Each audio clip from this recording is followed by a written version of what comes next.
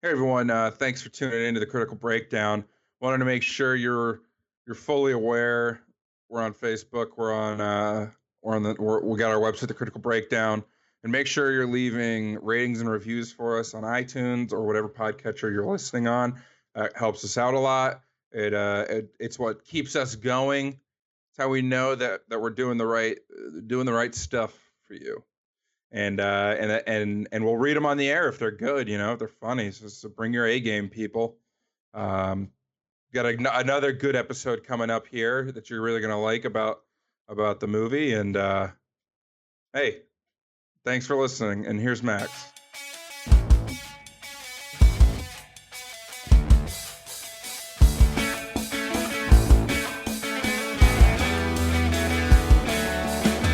Hello and welcome to the Critical Breakdown, the podcast where we start at the bottom of Rotten Tomatoes and work our way to 100% fresh. I'm Max.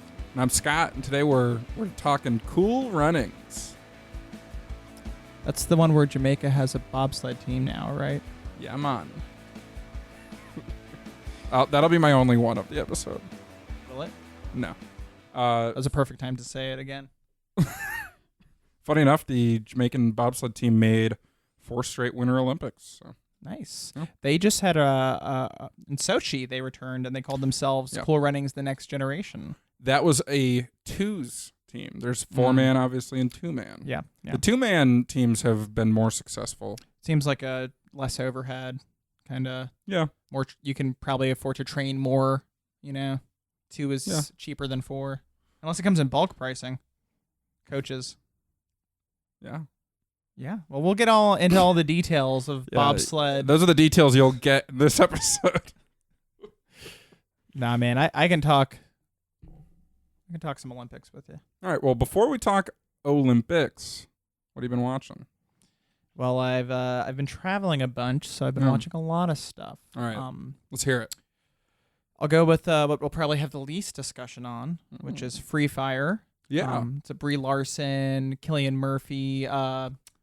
Ben something directed it. Ben Wheatley. Yeah, and he directed A Field in England, which I watched during our May movie reviews. Yeah. He's a good director. I like some of the stuff he does. The story in Free Fire just isn't super compelling. There's things I like about it. It's a movie in a bottle. It takes place in one location. Yeah. It's a lot of character actors. You have Charlton Copley. Chappie. Charlton Copley. Copley. He's in it. Charlton Copley's in this film. Yeah. He's a very good character actor. He plays pretty much a ridiculous version of himself. Just like a very outlandish South African man who I think his character's name is Vern. And he did have a catchphrase, which was "Vern and Learn," which was pretty funny. Okay. It's a fun enough premise. Army Hammer's in it, right? Yeah, and he has like a beard, and it took me forever to realize who he was. That's who it was. Yeah, but he was good in it. Actually, I enjoyed him in it. I know you always toss him into your castings. Yeah, well, for stuff. he's my adult Elliot in ET2. Yeah. And wasn't he in your Mac and Me too? Just kidding. No, he was in my National Treasure 3 though. That's right. Yeah. Anyway, he was good in this. Brie Larson's really good in it. She's good in everything, man. Yeah, she's good in great. everything.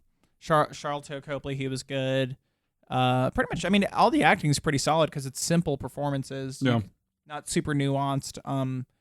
It just the story left me wanting more. It wanted more of like not a happy ending necessarily, but just more of like an impactful ending. Okay. And it's just kind of it ends with a whimper instead of with a bang. Well, you know how there's zero-sum games, positive games, and negative-sum games or whatever where nobody wins? It's one of those kind of situations, which can be fun if you do it right. It just fell flat, kind of. So that was the first one I watched.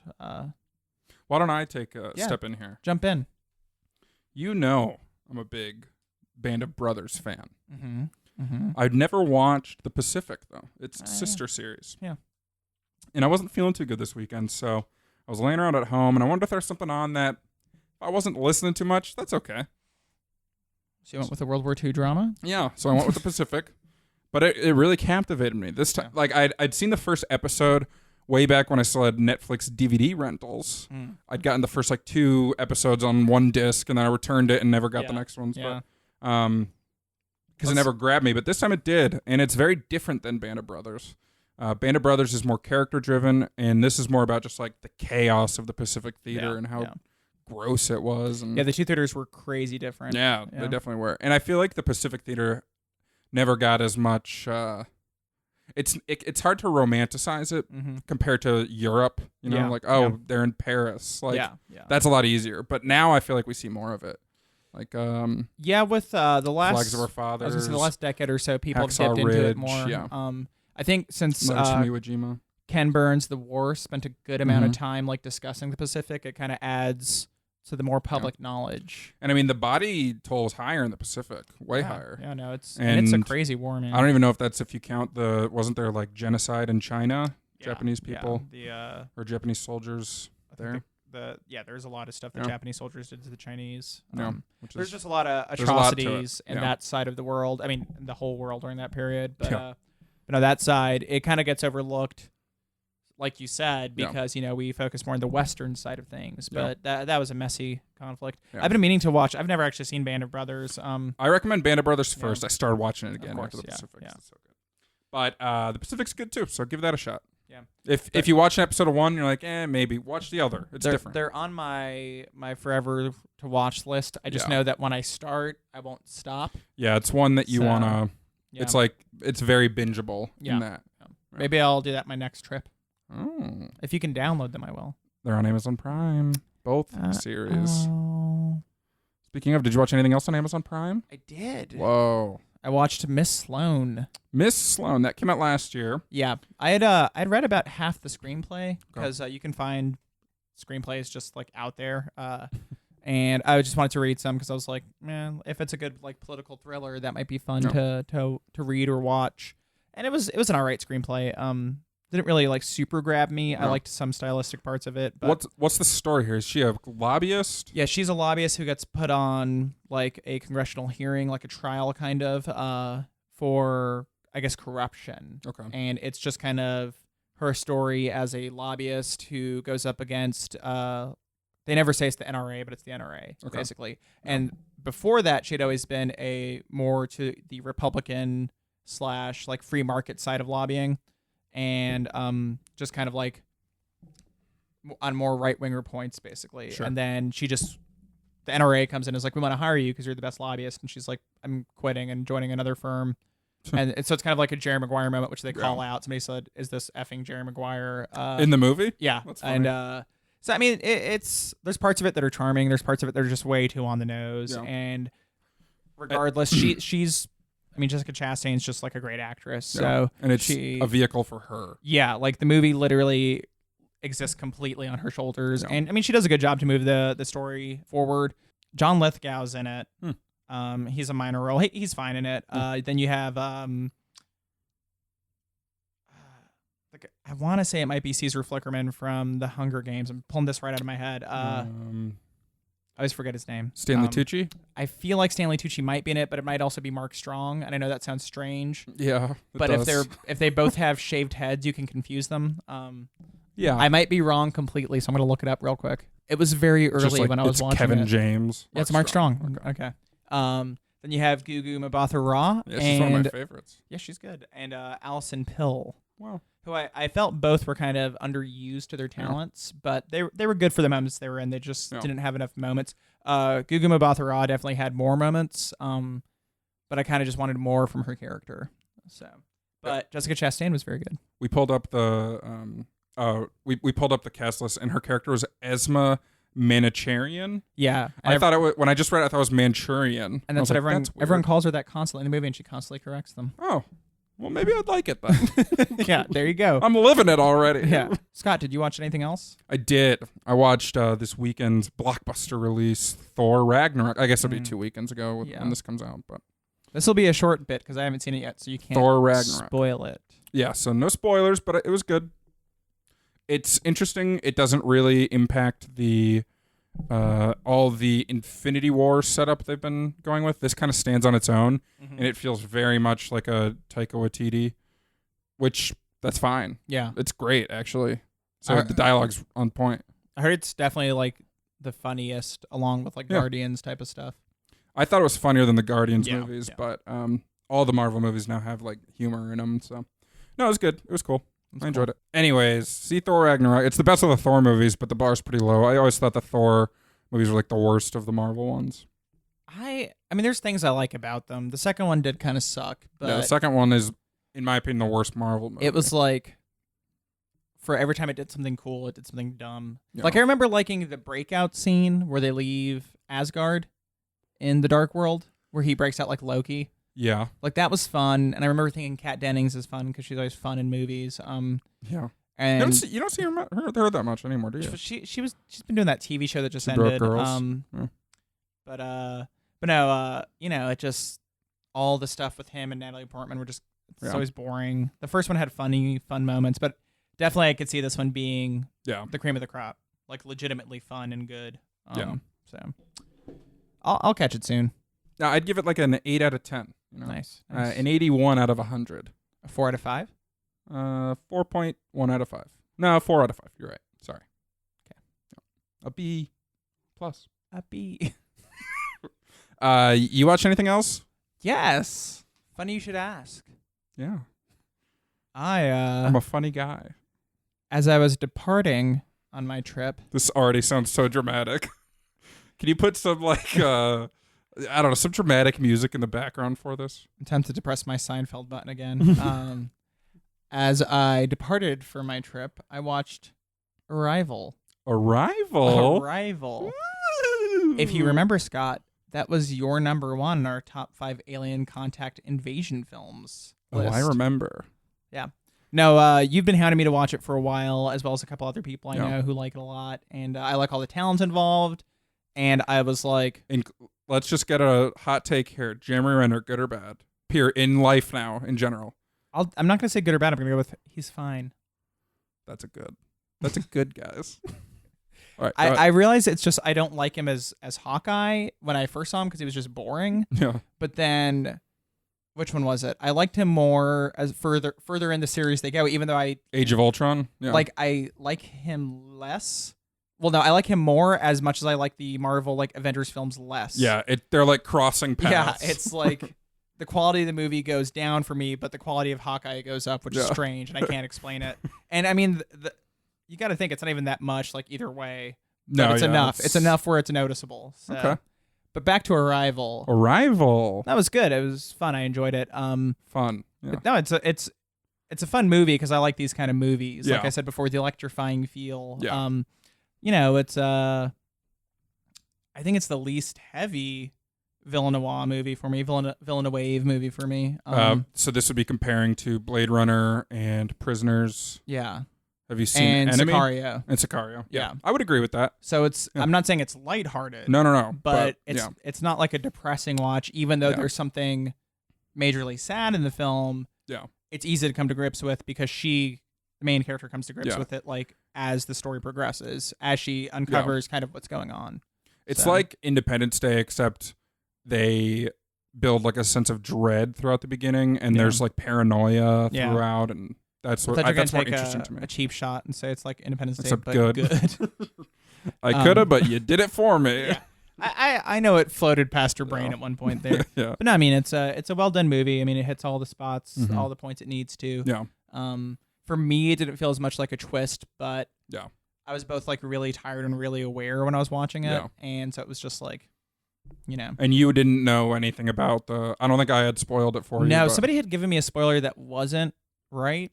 There you go. And I don't remember what it was, but I remember whatever they said wasn't right, and I was like, okay. They're like Jeremy Renner's the alien the whole time. It was something. They did the whole time statement, but whatever they said, I remember it just. I can see maybe what they were saying. Did not work basically. So, but it wasn't anything directed it doesn't matter. It was so vague that whatever the statement was just annoyed me when I watched the movie because I was like, whatever. Yeah. But yeah, no, I liked it a lot. Yeah, it's a cool movie. It's a good recommendation. I like the camera tricks that they do, when they're going on the ship and stuff. It really unsettles you and makes everything feel really alien. Yeah. Even though they're still just standing in a room, it still feels very foreign. Yeah, no, it was it's very cool movie. It's a movie that people should check out. That's a Scoots Academy Award winner. Yeah, explain Scoots Academy Awards for our new listeners. Oh well, on our blog, of course, every year the Scoots Academy. I pick my awards for that year's releases. You can't trust the Academy. It's all political. This is The big just question about is, the films. will Mickey join the judging group this year? If he did, then I think it would skew the judging a little bit towards food-based movies. And the Emoji Movie? Yeah, the Emoji Movie for sure is a Mickey favorite. But no, last year, Arrival won the Scoots Academy Award for Best Cinematography. There you go. There it is. A movie that Mickey the Pug did enjoy was Cool Runnings. Cool Runnings. Mickey was feeling the rhythm and feeling the rhyme. Yeah. It's a fun family film. Yeah, the whole family, get the pug on the couch. I mean, you got to think like this is prime 90s. This is one of. Is this like I'm trying to think if Disney had another big live action film. I read that it was at the time the biggest one they had. That's right. I'm trying to think what around this era came out that was Disney. That was live action too. Yeah. Because I mean, this is in the middle of their animated renaissance. Yeah, so or, the focus is tights definitely there. The high point here, because this is like post, like Beauty and the Beast, like right about the same time as Lion King. After Little Mermaid for sure. So, no, I mean this is Disney heights here for sure. And yeah, we go ahead, ask me. Well handled, Max. What's the plot synopsis for Cool Runnings? When a Jamaican sprinter is disqualified from the Olympic Games, he enlists the help of a dishonored coach to start the first Jamaican bobsled team. There it is. Yeah. I mean, most people know Cool Runnings. But some if you don't, you got to. know? Like, yeah, I bet you the kids born in the aughts, I bet you they don't know Cool Runnings. Maybe not, man. Maybe when the 2012 Jamaican or 2014 Jamaican bobsled team made the Olympics. Maybe. I feel like there's they got some meme culture with Cool Runnings, but not anything like in detail. I feel like it crosses the meme path every now and then. So I don't know. Yeah, I would say. I mean, feel the rhythm, feel the rhyme, get on up, it's bobsled time. That's a classic line, but that's really the only like off the cuff repeatable line that you can think of. Well, besides "You Dead." Yeah. But I don't ever see anyone quoting that. But no, I see like photos of them. Like and people reference Jamaican Bobsled team all the time, both from the actual events and the film. A classic underdog repopularized story. it. So. Yeah, so the actual Jamaican Bobsled team made the Olympic Games in 1988, which was the Calgary Olympic Games. And this movie is very loosely based on that. Yeah. It basically, like, because that happened, they were like, we're going to make a movie that's that, except basically totally different. Yeah. And that's originally this was written as a drama film. With a lot more dramatic angles to it. Yeah. And then I think Disney was like, make it funny, make it family. Like let's do it. They never did any like racial divide things, but they like towed that line a couple times. Like they'd bring it up and then they'd walk away from it again. Yeah, yeah. And I think it kind of serves to the film's benefit because it stays this lighthearted family film the whole time. And knowing that in reality, the Jamaican bobsled team was accepted with open arms. Yeah. Because one big thing with the athletes is most of the athletes believe in openness of the Olympics because it's about competing together, So it's about the spirit of competition of the games and the competition. So while that's highly inaccurate in the movie, the way they do it works well enough. Where the first guy who slow claps at the end of the film is the German who's been giving them shit the whole time. Also, that was amazing. Yeah, a true slow clap. I feel like the slow clap in general has transcended what it originally was and become a meme, Now there's always a drunk guy at the party who starts a slow clap. Dude, I've started a couple slow claps. Drunk guy at the party? Claps. His name's Max. I was in high school. Hey. But it was good still. No, you mean college. You were 21 already. No, I mean, I was in class. I wasn't drunk. Oh. We had an ongoing contest to have a slow clap, and so one of us would always start it. And we got like 2 or 3 actually started one time, and the teacher hated it every time. Yeah, I imagine. Disruptive. What makes everyone think about Cool Runnings? You cut me off. I was gonna have a good. I'm sorry. Segue. No. Let's start it again. Let's start here. I was just pretty disruptive. Yes, you were. So Cool Runnings. It's I mean, the plot's super duper simple. Yeah, and I mean it's just like every other underdog sports movie you've ever seen. These guys who have never bobsledded before start bobsledding. They make the Olympics. Though the ending is a little different, maybe. A lot of times, they'd win the medal. Yeah. Or maybe a movie would try and be fresh and be like, they get silver. Yeah. No, here they bomb out in the last run. Yeah. Which is based on reality, right? Yeah. So in reality, what happened? They qualified for the Olympics, welcomed with open arms, no grinding of gears there. The Olympic setup is they have 4 runs instead of 3, which was in this for whatever reason. And on the 4th run, they crashed in real life. But the crash was likely due to operator errors, everything I read. Like, they weren't doing a good job of controlling their speed through some of the turns, and that's why they crashed. In this, they crashed because their old rickety bobsled. Their old sled falls apart, which I hated, by the way. I hate when the key decisions or the key things that happen at the end of the movie are totally out of the people's control. Yeah. Like, there's no agency to it. And yeah. What would have been more satisfying would be if, what was it?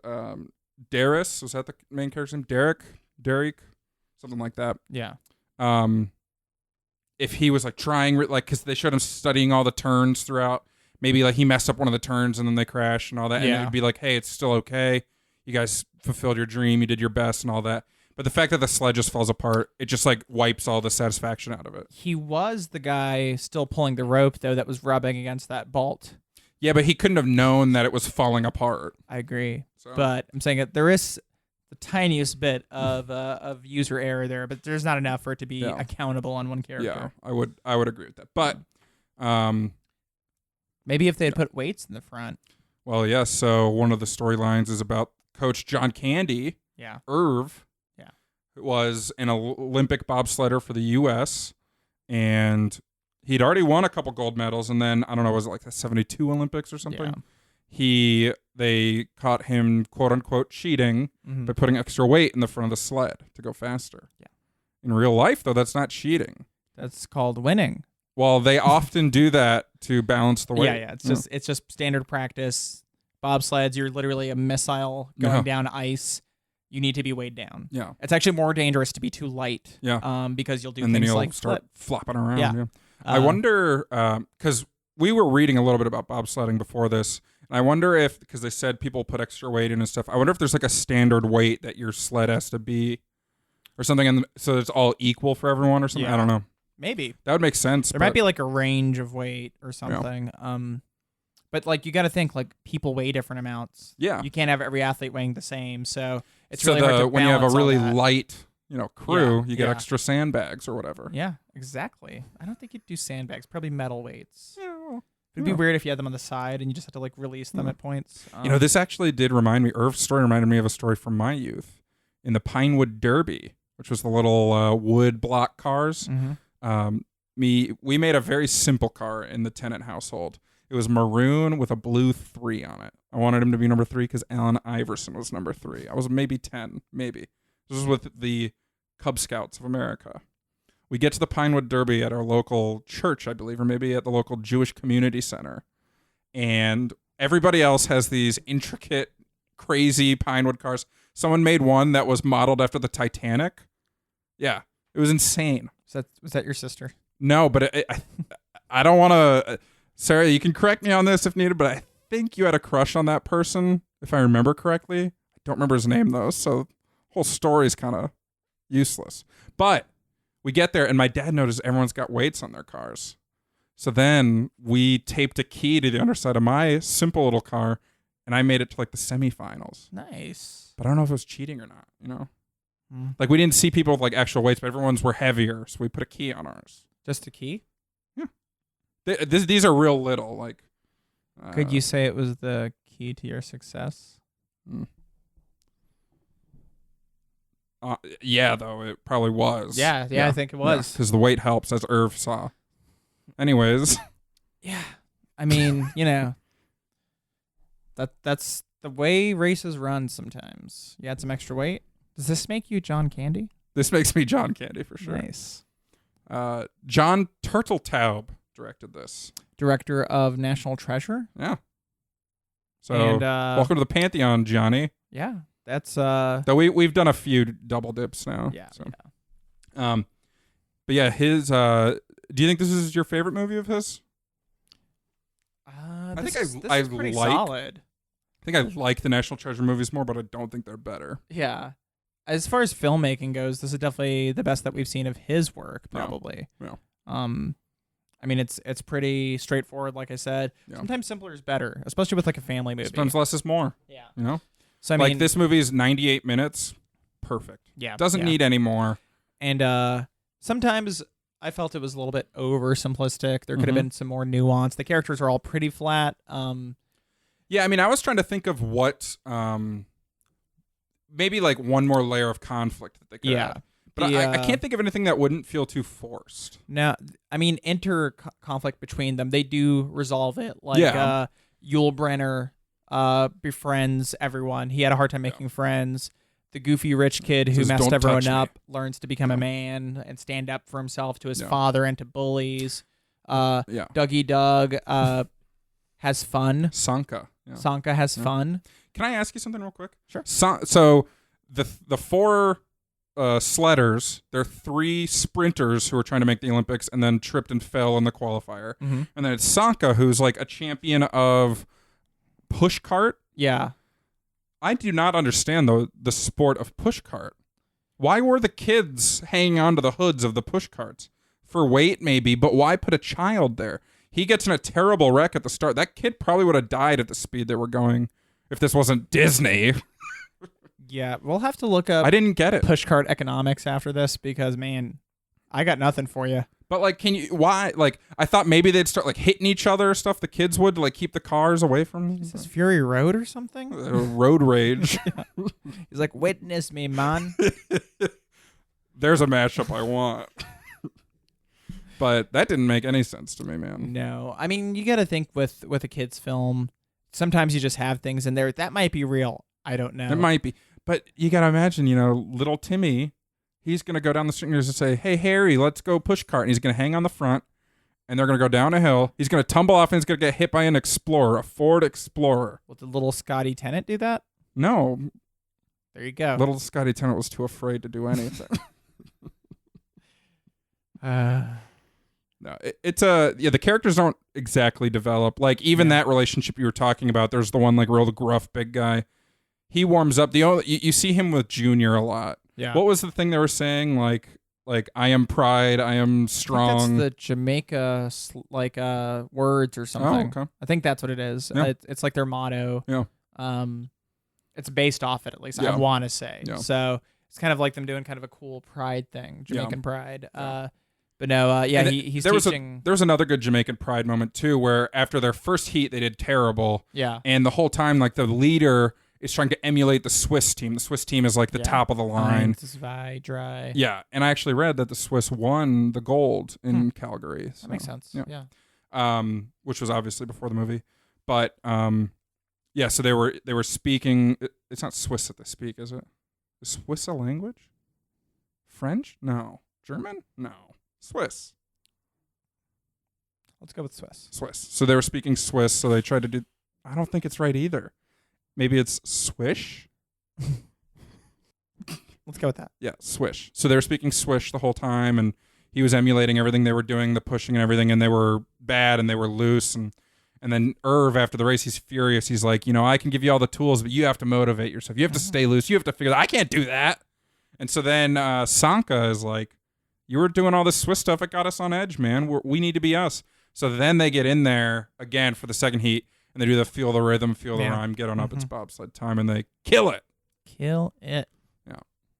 So that was cool. That was another moment of the embracing who you are, embracing Jamaica, your roots. That's always a good message in a kid's movie. Yeah, and in like any underdog movie and stuff, I would say the two most notable things about this film is the cinematography once they get to the final heats is like really good. Yeah. All the bobsledding shots, lot of good, just imagery there, and they tie it together with the original archival footage. Yeah. And you can kind of tell when it's cutting back and forth, but it looks good. It blends pretty well overall. Well, yeah, and so what they do with the crash is once the crash starts, it's like rapid cuts kind of between the actual footage of the crash and zooms of the characters like in their helmets. Yeah. The crash is brutal. Yeah, how fast were they going at their fastest, you think? How fast does a bobsled go in a race? Really fast. Yeah, very fast. Like most bobsled accidents result in death. Yeah. It's pretty tough. There was one, I think at Sochi or before that, that was pretty rough. Yeah. That and the luge, like the ice luge stuff. Yeah, is and always luge super, is it's usually like the same course, isn't it? Luge, but Yeah, you're by yeah. yourself lying down. Yeah, so there, I mean, there's tons of like Yeah. dangerous things, yeah. and so it's a miracle these guys, like Yeah. both in real life and in the movie, Especially once you see the footage, because it's savage. They're slamming against the walls. Like, Their necks heads are are like bouncing sideways. around. Yeah. It's rough. ugly. And the scene was actually legitimately terrifying. Yeah, Like I was like flinching at points. So. yeah, But then they get up. It takes them a while, but they get up. yeah.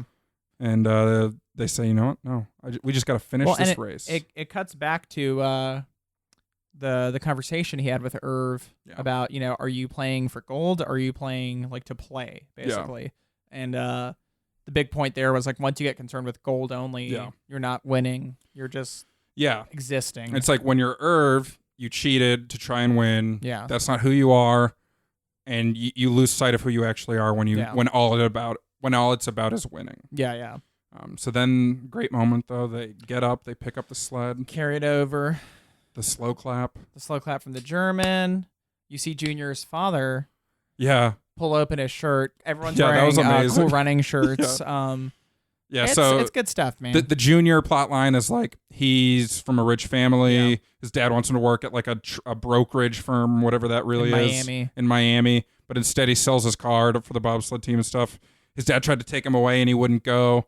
And then at the end, his dad rips open the shirt. It was pretty cool. Yeah, but it's funny because all these stories are like, that story is good enough where had this movie. I'm not saying it should have had 30 more minutes, but had it had 30 more minutes, you could have expanded that a lot. Yeah, you could have expanded the big gruff guy Yul Brynner. You could have given him a lot more to do. Yeah, you could have given more character. I'm not saying it would make it better, but you definitely could have fit a lot.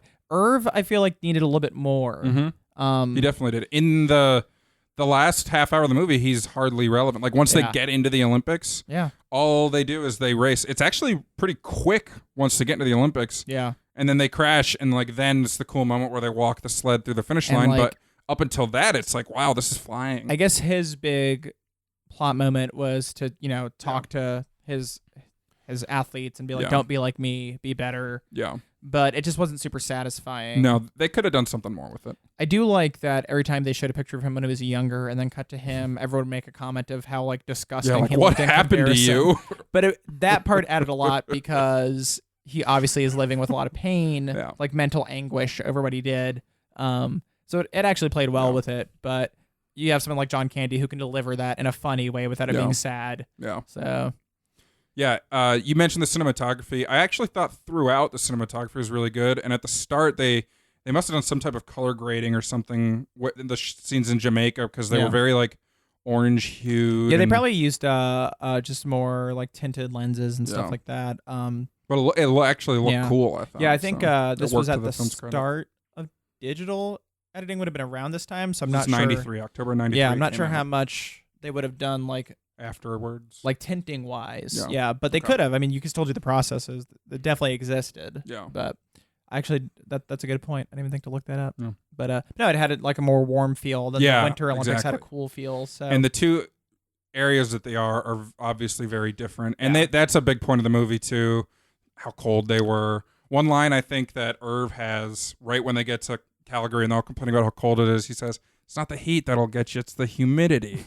Which it doesn't really make sense. No, but, it doesn't. It was funny.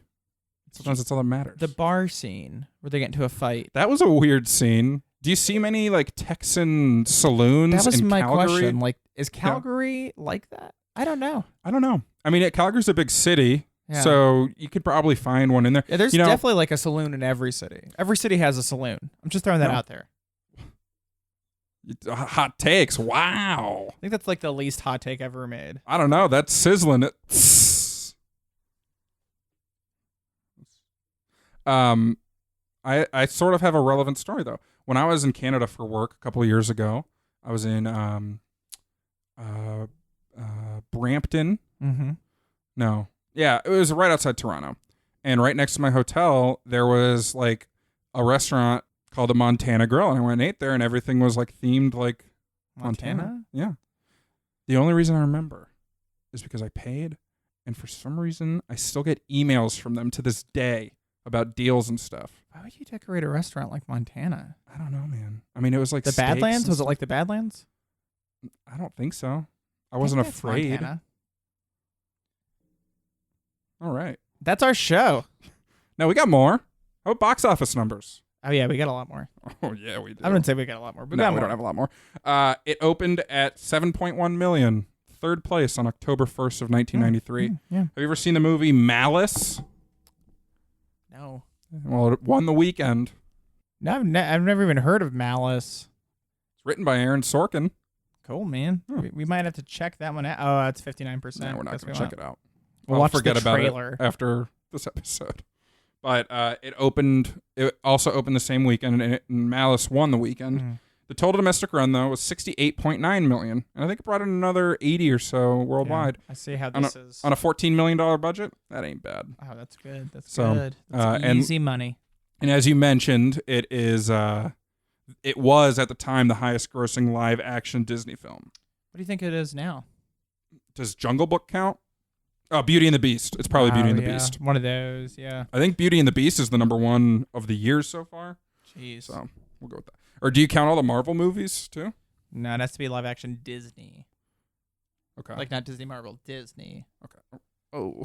Actually, Whoa, I whoa. don't even know what I count. Yeah, I don't either. I like that you're impersonating the hot take noise. Hit that noise. I'm going to make a soundbite of that. I tried to watch Beauty and the Beast, the new one. I didn't like it that much.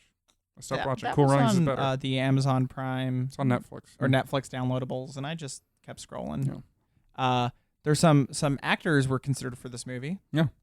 Cuba Gooding Jr. was considered to play one of them. I mean, I could see him it. doing one or two of the characters. Yeah.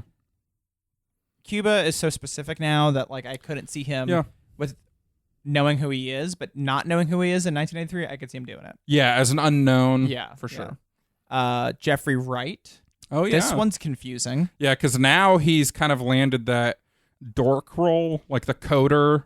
Well, yeah, there's hacker. that from Westworld, and then he was in political kind of.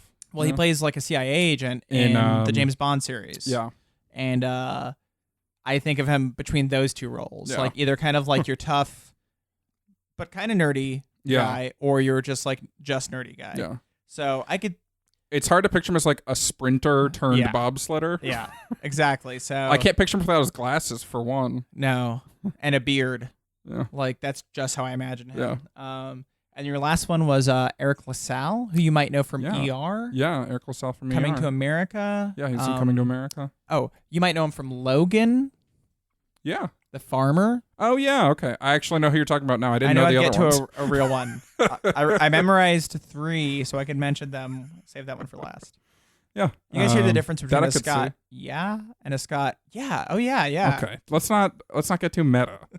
I thought that the character playing Yul Brynner, or the actor playing Yul Brynner, Malik Yoba, I thought he looked a lot like the guy who plays Iron Fist. Or Luke Cage. I'm sorry. Got confusing. I'm sorry. Luke Cage. But I agree, actually, because I thought that too. Yeah. And I looked it up. I don't and then remember I was the like, name of the actor. That's not him. I did the same thing. Yeah. I looked up his first movie was $1 Million Baby like 8 years later. Yeah. No, but he did have a lot of that same vibe. When we recast Cool Runnings later today. Michael B. Jordan. I was going to go with the guy from Iron Fist. Oh, yeah. I don't even know that actor's name. Finn Jones or something. Yeah, Finn Jones. That doesn't feel right. Finn Jones? Like, I'm not saying it's wrong, but I'm saying 2 one-syllable names, it's hard to pull off. Yeah. You know, so maybe go with Finley Jones. Oh, what about this? Finn Jonesley. That's better. That's better than Finley Jones. Finn Jonesley? 1, 2? Yeah, 1, 2 is good. Max Revere. Scott Tennant. There you go. 1, 2. That's our show. The old 1, 2. I read too that Eddie Murphy was considered. Did you really? Denzel Washington. Yeah. I don't know if these are real or not. On the IMDb trivia page. I could see it citing my source. I could see it on the drama version. Maybe that's why they weren't. Yeah, for real. I don't have it pulled up, but I think that was on the IMDb page. So I believe you. All right. I mean, if Jeffrey Wright was under consideration, this is the hard hitting information that you get. We do the research for you, folks. Yeah. Nobody else can do that. No one else can do what we do. But bobsledding's cool. So you're a big Olympic fan, right? I do like the Olympics a lot. Yeah. Winter, summer. Winter is actually my favorite. Really? But I like them both. Yeah. I don't know. I've never really been a big sports person, No. but then I love Olympics because it's like politics meets sports, international like excitement, and anytime a lot of people who watch sports get angry when they get political. I really only pay attention when it gets kind of political because So it's like now interesting there's to real me. stakes. Well, yeah, I'm like, this is socially interesting. So I'll So, start like- paying attention. Like I started reading more about like, football over the last couple of years, just because of so much going on there. I mean, even with I can't think of his name. I like that you called it football instead of soccer. Yeah. That's the well, actually, worldliness. both of those I actually read a bunch about. So American football and European football, or well, there you go. worldwide football, really. Worldwide football. I like it. Yeah, it's Pitbull. He's playing. Yeah. But no, with basketball, with the owner a couple of years ago who was just like a racist piece of shit, or Yeah, the was Clippers he? own Yeah, like no, he was. That was no, I pretty know, confirmed. but that was like their defense. No, like all that stuff, I always kind of pay attention. Yeah, you're like, just now 'cause it's juicy. Yeah, it's socially interesting. But no, Olympics is always fun because it's always that. I remember when It's Rio always there. came around, you got really into it. Oh yeah. I was I li- super into Sochi, but that was before you were in town. What That can one you was do? super interesting, and I actually listened to a audio cast version of the PBS show Frontline because they do audio versions, Okay. and they have a two-parter on Vladimir Putin, and a section of it is about the Sochi Olympics, and it was pretty interesting to hear about how that was like his big moment to shine. That like he had kind of built up to that for a couple of years, and that's when everything with Ukraine started. No. And you could just see on his face that he hated every single second of it. But no, it's super interesting. Yeah. And I mean, Sochi was a big one, and that's when Cool Runnings 2.0 or whatever they called themselves. That's when that was going on. So that kind of ties back to this. In the movie, they said Cool Runnings means like See, that was weird. your heart when free or something Yeah. weird like that. Yeah. But Cool Does Runnings, it? that's just two English words. Like, Yeah. I didn't understand the translation. I mean, it's not like it was in like a foreign tongue. Yeah. I guess, but- Yeah. That's what confused me. It means go in peace or safe journey. They say that during the movie. What did I just say it means? Your heart goes free or something. Anyways, I did not understand that. I thought that was weird. Yeah, that was weird. Yeah. I'm more of a Summer Olympics guy. That's fair. Most people I think are. I'm just a basketball fan. Is the and that thing. makes sense. Well, here's a question for you. Revered childhood sports movie. This versus Space Jam. When I was a kid, it was Space Jam for sure. Now, having rewatched them both within a year, Yeah. it's this. This is an actual like successful narrative. Space Jam is just honestly, Space Jam's a piece of shit. Like, if you remove the nostalgia from Space Jam, it's a pretty bad movie. Yeah. I was astonished at how poorly it held up. Super bad. Like critically. The best value I got out of it was Soundtrack. How the soundtrack and how often you stopped to talk about basketball, and then I don't get many chances. the weird Bill Murray and Larry Bird like relationship / forgetting of Michael. Yeah. That was weird too. Yeah. Those were good takeaways. But That's all I got from that one. Yeah. This one, at least, I'm like, Olympics. I said to you, I felt a little mist in my eyes when they crash and get up and carry it. Like, it's a powerful moment. Yeah, it actually is a powerful moment. That's for such a simple kids movie to deliver a powerful moment. That's good work. Yeah. It's like the characters aren't nuanced, but you like them all. Exactly. They're especially likable. by the end, you really like all of them. If you're gonna do flat characters, make them likable. Yeah.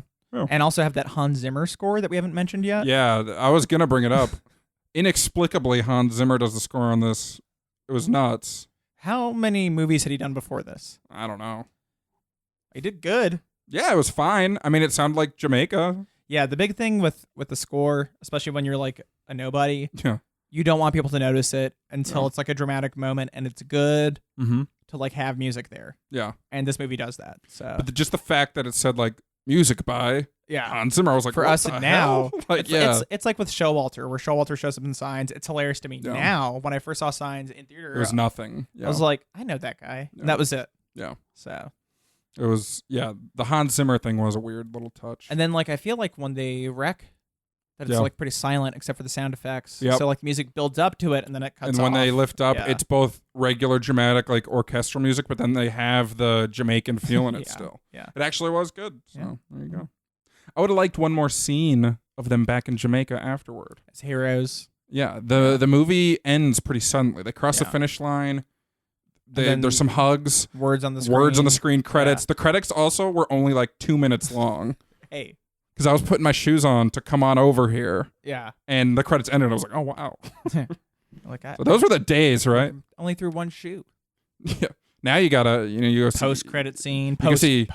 Yeah, you go see Guardians of the Galaxy 2. There's 4 scenes in the credits. It's like, come on. It's a 20-minute credit scene. It's a 20-minute credit scene. Actually, I don't know if it is. I don't know either. Add it all up, though. Yeah. Probably. It does add up. It does. That time's not free. You don't get it back, Scott. So Cool Running sequel. What would you do with it? I have an idea, and it's terrible. My idea takes place in Sochi. Ooh. You normally have 4. That's stupid already.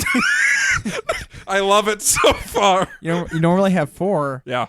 But only 2 are able to go in. Okay.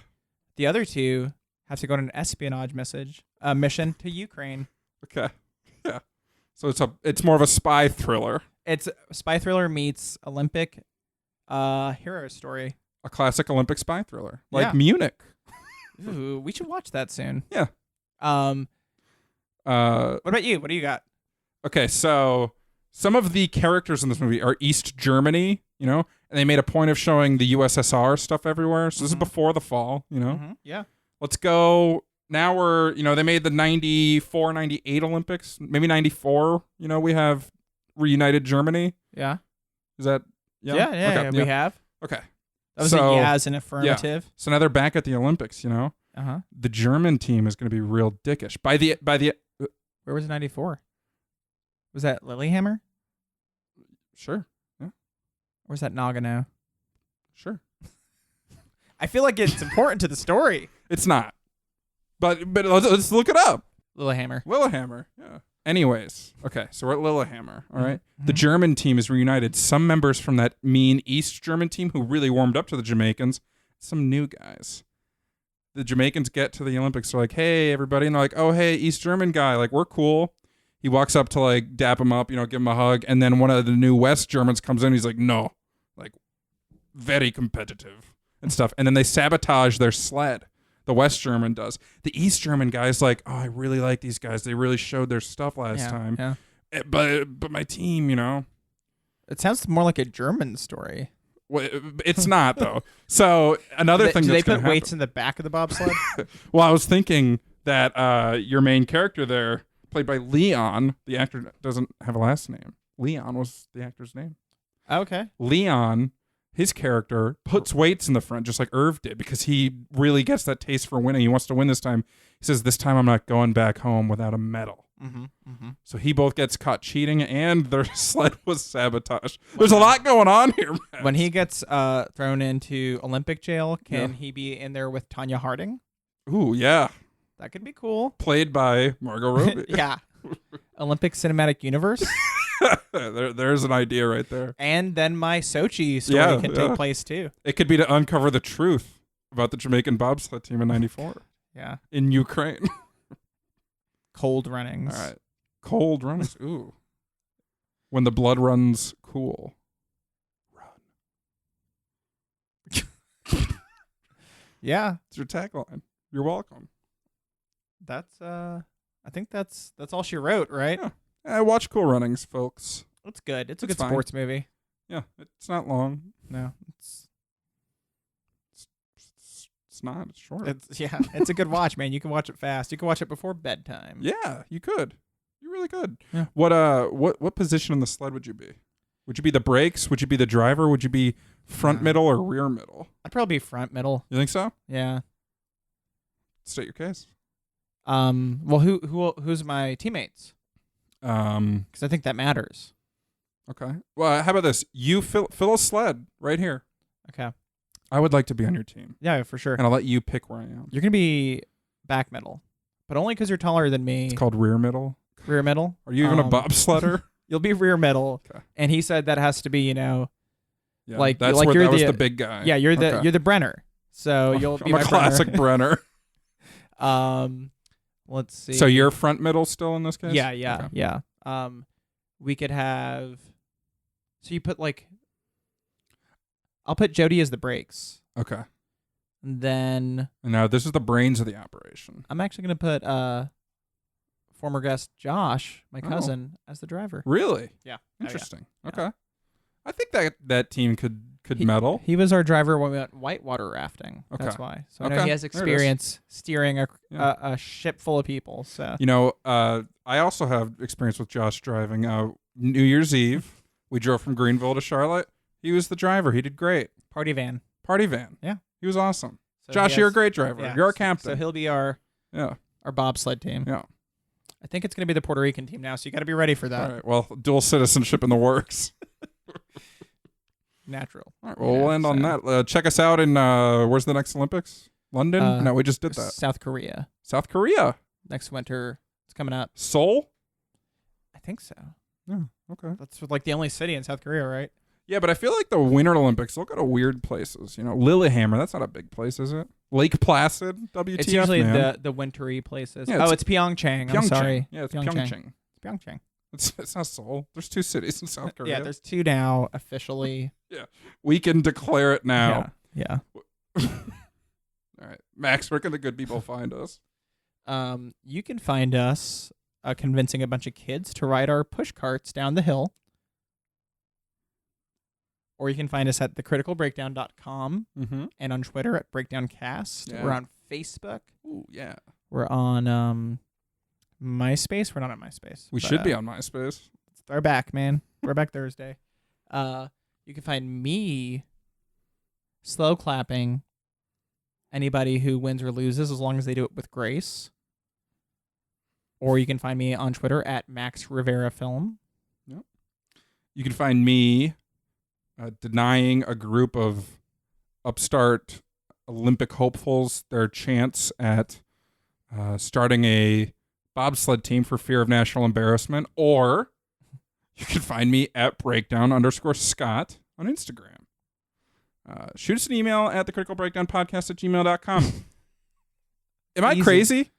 Is Space Jam better than Cool Runnings? Is Scott nuts? Let me know. And other questions and thoughts. I'm losing my mind! Josh Rivera did our artwork, and Jason Brown did our music. Yeah.